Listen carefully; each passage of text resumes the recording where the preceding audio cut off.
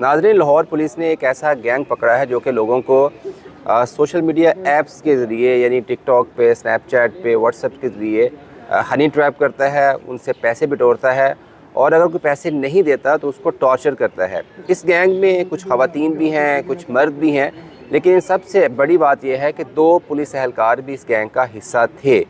ये गैंग कैसे बना, कोट लखपत के इलाके में किस तरह से लोगों को ट्रैप करता रहा, SHO कोट लखपत इमरान हमारे साथ मौजूद है। इमरान, बहुत शुक्रिया आपका। सबसे पहले ये बताइएगा कि हमें सुना था खलीलुर रहमान कमर को हनी ट्रैप किया गया, कच्चे के डाकू यहाँ से कोई बड़ी बिजनेसमैन या बड़ी पार्टी को ट्रैप करके वहाँ पे ले गए। तो ये गैंग किन लोगों को टारगेट करता था, कैसे ये अपना काम करता था, कैसे ये स्टार्ट हुआ, बताइएगा। जी, बिस्मिल्लाहिर्रहमानिर्रहीम। इस गैंग का जो सरगना है आसिम नामी बंदा, उसने टिकटॉक के ऊपर एक लाहौरी कुड़ी के नाम से एक आईडी बनाई हुई है, जिस पर ये इंटरनेट से मुख्तलिफ़ ख़वातीन की तस्वीरें डाउनलोड करके उस आईडी के ऊपर अपलोड करता था और उसके बाद उस आईडी के ऊपर, उस पोस्ट के ऊपर कमेंट्स आने शुरू हो जाते थे। फिर उन कमेंट्स के ऊपर ये रिप्लाई करके फिर वो ये चीज़ गेज करते थे कि कौन सा जो यूज़र है उसका वो कितने कमेंट कर रहा है, क्या ये पोटेंशियल इनका विक्टिम बन सकता है कि नहीं बन सकता, उसको ये कन्वर्सेशन के साथ अपने साथ एंगेज कर लेते थे। फिर कुछ 10 से 15 दिन उसके साथ ये टिकटॉक के ऊपर ये DM के ज़रिए ये पर्सनल मैसेजेस पे आके ये बातें करते थे और उसको फिर एक दूसरे को एक साथ नंबर वगैरह शेयर करते थे। फिर जो मास्टरमाइंड है ये वो मोबाइल नंबर ये ट्रांसफ़र कर देता था उन लड़कियों को जो इसने इस मकसद के लिए हायर की थी, अपने गैंग की जो फीमेल मेंबर्स हैं उनको। वो फिर इस नंबर के पे रब्ता करती थी थ्रू व्हाट्सएप उस विक्टिम के साथ और उसको 10-15 दिन के अंदर पूरा तरह शीशे में उतार लेती थी। मिलने मिलाने की बातें शुरू होती थी, प्यार मोहब्बत के दावे शुरू होते थे और इस तरह उसको ट्रैप करके वो। अच्छा, पहले आप इससे पहले कि आप आगे बढ़े, मुझे ये बताइएगा कि जो मैसेजेस होते थे वो क्या मतलब जिनसी कोई सेक्सुअल मैसेजेस होते थे, कन्वर्सेशन, क्योंकि कैसे पता चलता था कि ये बंदा बेसिकली कहना क्या चाह रहा है इस तस्वीर के ज़रिए, किस तरह के मैसेजेस करते थे? जी, ये सेंशुअल किस्म के मैसेजेस शुरू हो जाते थे। आस्ता आस्ता बात जब चलती थी कि मैं आपसे मिलना चाहता हूँ, अकेले में मिलना चाहता हूँ, ठीक है, मैं आप मुझे बताएं, मैं खुद आ जाता हूँ। तो इस किस्म के मैसेजेस होते थे। तो वो 10 से 15 दिन के अंदर जो विक्टिम है वो पूरी तरह इनके शीशे में यानी कि था। एक बंदे को टिकटॉक से या किसी और डिजिटल ऐप से हंट करके 10-15 दिन के अंदर इस बंदे को अपने उस प्लेस पे ले जाते थे जहाँ पर ये होता था। जी, जो टिकटॉक का से जो सफ़र शुरू होता था मैसेजेस से, वो 10 से 15-20 दिन में वो एक क्वार्टर जो है कोट लखपत के इलाके में उधर आके वो ख़त्म होता था। क्वार्टर में जाने से पहले फिर वापस पिक्चर्स किस तरह की ये यूज़ करते थे? जनरली लोगों की प्रोफाइल से पिक्चर्स उठाते थे या सेलिब्रिटीज़ की पिक्चर इस्तेमाल करते थे? नहीं, ये आम पब्लिक की जो तस्वीरें अपलोड होती थी उसमें ये देखते थे साइड पोस्ट, जो उन्होंने बताया कि जो साइड पोस्ट की तस्वीरें होती थी ये ज़्यादा वो तस्वीरें अपलोड करते थे। उस किस्म की जो लोगों ने मुख्तलिफ टिकटॉक के अकाउंट्स में वीडियो अपलोड की होती थी जो इतनी मशहूर नहीं हो पाती थी, तो वो तस्वीरें वीडियोस डाउनलोड करके अपने अकाउंट पे ही अपलोड कर देते थे। तो फिर एक टारगेट को इन्होंने हंट कर लिया, उसको ट्रैप कर लिया, अपने क्वार्टर पे ले गए, फिर वहाँ पे क्या करते थे? जी, ये जब क्वार्टर पे पहुँच जाते थे तो जैसे ही वो जो विक्टिम है कंप्रोमाइज स्टेट पे आता था तो ये उस वक्त उसकी वीडियो वगैरह बना लेते थे और जो सारे जो मुलजमान हैं, ख़वातीन हैं, ये एकदम धावा बोल देते थे। जो विक्टिम है वो बिल्कुल कंफ्यूज हो जाता था कि उसका मफलूज हो जाता था ज़हनी तौर पे कि मेरे साथ एकदम हुआ क्या है, वो ये चीज़ें एक्सपेक्ट नहीं कर रहा होता था।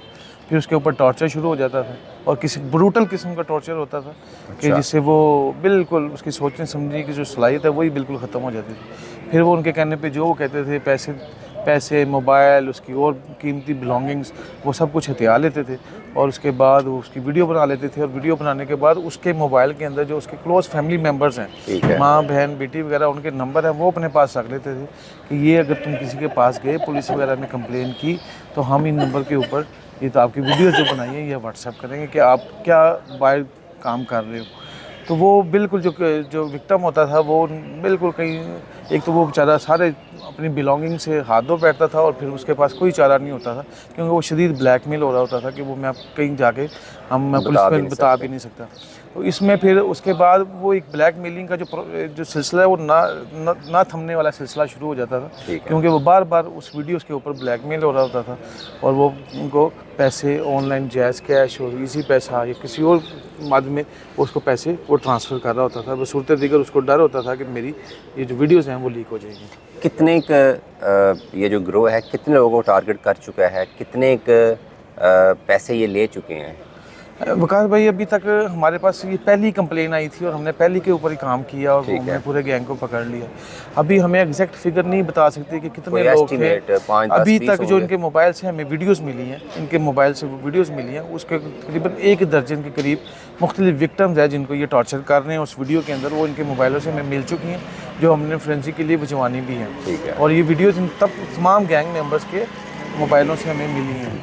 तो अभी तक ये कहा जा सकता है जो वीडियो एविडेंस के बेस पे कि 12 से 15 जो वारदातें हैं वो उनके शवाहिद जो है हमें इनके मोबाइल से मिल चुके हैं। अभी मज़ीद हम रब्ता करने की कोशिश कर रहे हैं जो विक्टिम है।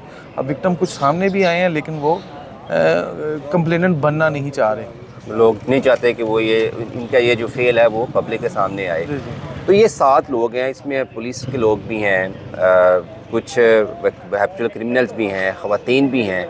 तो ये सारे इकट्ठे कैसे हुए, कितने अरसे से ये काम कर रहे थे? जी, ये जो मर्द जो इसके अंदर एक्यूज़ड हैं वो महकमे में भर्ती होने से पहले एक फैक्ट्री में भी काम करते थे इकट्ठे। ठीक है, पुरानी दोस्ती आसिम के साथ जो रिंग लीडर है। जी जी, उसकी पुराने दोस्त थे, लाइक माइंडेड थे, पैसे हथियाना चाहते थे, रातों रात शायद अमीर भी होना चाहते थे। और इसी काम के लिए उन्होंने एक लड़की को हायर किया। उस लड़की ने फिर अपने आगे एक दोस्त को एंगेज किया, उसने फिर आगे अपने एक दोस्त को एंगेज किया। तो ये सारे एक दोस्त इकट्ठे हो के, इनका किसी महकमे से मुंसलिक करना मुनासिब नहीं है। ये पहले दोस्त थे और लाइक माइंडेड थे और ये काम अपनी रजामंदी से कर रहे थे और अल्हम्दुलिल्लाह इनको गिरफ़्तार किया। और अब ये किसी किस्म का कोई प्रेशर, किसी किस्म की कोई सिफारिश वो नहीं है, बल्कि अफसरान ने उन्हें बड़ा अप्रिशिएट किया कि पूरे गैंग को बेनकाब करें। इसमें हमने 7 मुलज़मान को गिरफ़्तार किया। इनके ऊपर हमने संगीन दफ़ात के तहत मुकदमा दर्ज किया। इनको हमने शनाख्त परेड के लिए जेल में बंद करवाया।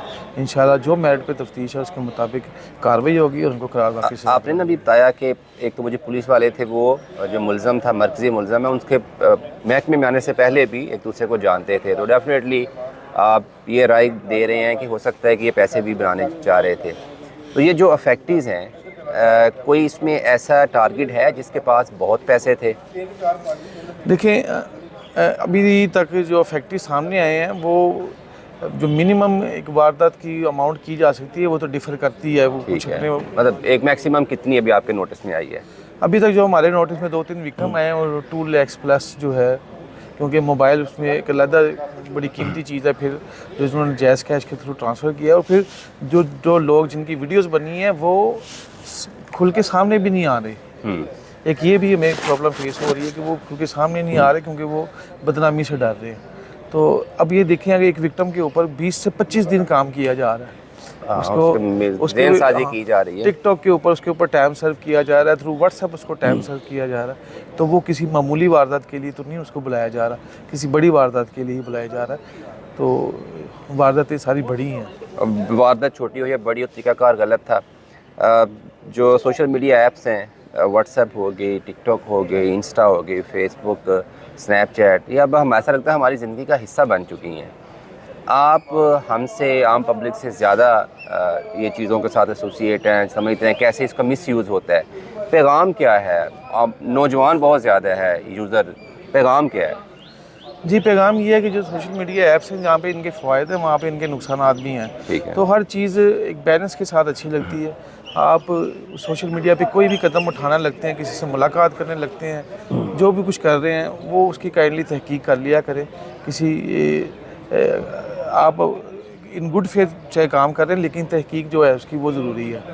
तो ये तो हमारे अपने के ऊपर है कि हम वो सिर्फ टेक्नोलॉजी को, उस ऐप को एक अच्छे मकसद के लिए इस्तेमाल कर रहे हैं या बुरे मकसद के लिए इस्तेमाल कर रहे हैं। तो मेरी तमाम जो सोशल मीडिया यूज़र हैं उनसे दरख्वास्त है कि जब ये आप ऐप इस्तेमाल कर रहे हैं तो बराए मेहरबानी थोड़ी बहुत तहकीक तस्दीक अमल में लाएं और फिर कोई कदम उठाएं। अच्छा, एक लास्ट सवाल ये था कि जो इस गैंग के मुतासरीन हैं, जो एप्लीकेंट बना, वो अपनी कहानी सुनाते हुए क्या कहता है कि वो कैसे ट्रैप हुआ?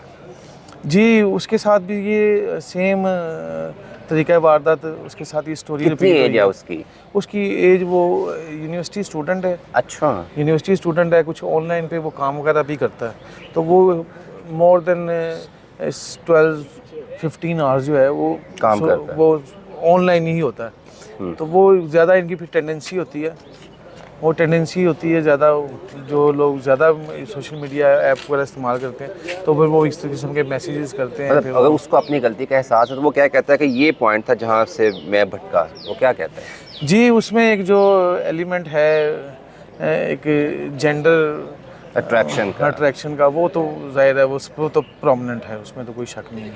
तो बेसिकली आप ये कहना चाह रहे हैं कि नौजवान जो हमारे यूज़र्स हैं उनको सोशल मीडिया इस्तेमाल करते हुए मोहतात रहना चाहिए, क्योंकि अगर आप मोहतात नहीं रहेंगे तो जो ऑर्गेनाइज गिरोह हैं जो कि आपको एक्सप्लॉइट करना चाहते हैं, आपको हरास करते हैं, वो आपका फ़ायदा उठा सकते हैं। और अब तक की इस गैंग के जो मुतासरीन हैं वो 1 दर्जन से ज़ायद लोग हैं, जबकि मज़ीद भी लोग हो सकते हैं। तो पुलिस ने जो अपना काम था वो किया है, लेकिन अब आपकी रिस्पॉन्सिबिलिटी है कि इस तरह के गैंग्स का या क्रिमिनल्स के का शिकार ना हो।